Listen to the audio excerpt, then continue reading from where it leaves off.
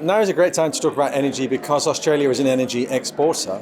There's a number of important regional partners who depend upon Australia for a secure energy supply. Clean energy, affordable energy and reliable energy, these three coming together, they're all under threat at the moment as we make this transition. And so how do we create energy transitions which aren't just very efficient or net zero, but which are also accessible to everyone? So the energy transition is very much about social inclusion and making sure this is a fair and just transition. Well, all around the world, we're facing the challenge of decarbonisation. So that's an enormous imperative to change the way that we produce and use energy. To tackle that challenge, we need innovation, we need fundamental science to underpin that innovation, and universities are the centre from where all of that is produced. Where are we going if we keep burning fossil fuels?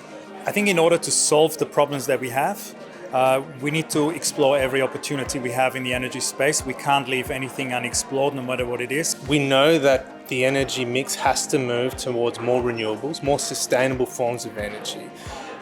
But it's certainly not clear how that's going to happen. And the predictions that are underway are very linear. So there's a need to find new technologies so that we can reduce our carbon footprint. Technologies don't exist in isolation. They require facilitators, producers and users. And so within that mix come the social conventions. And if we don't understand how a technology is understood, how it is utilised and how it can affect change, then we're not going to deliver the kinds of outcomes that we're looking for in the longer term. So you have to think now so that things can happen in 10, 15 years. There's a climate change that's really pressing us to change the way we live, take responsibility for the actions, and really look in a clean future. Well, Monash as a campus has committed to a future zero emission stance and has established its own microgrid, and we'll be working steadily towards that zero emissions target. We can test some things at sort of small scale here.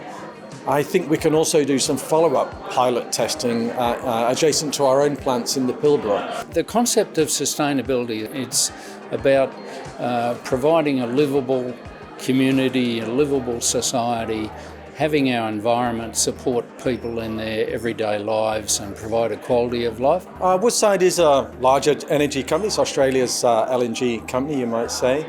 And we're getting ready for the low-carbon future, and we've chosen to do that in a partnership with Monash. Businesses, organisations are going to be more data-driven and more based on the analysis of that big data, which has to come in from sensors.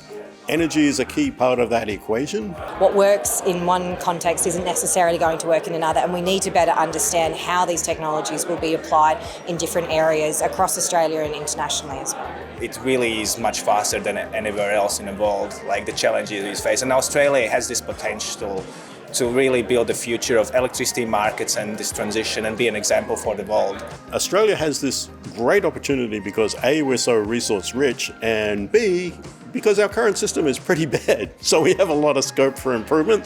The future of energy is ultimately going to be a multidisciplinary challenge. It currently is a multidisciplinary challenge, but we've tended to work within the very silo responses to how we're seeing this challenge playing out. We need to work together to solve energy problems.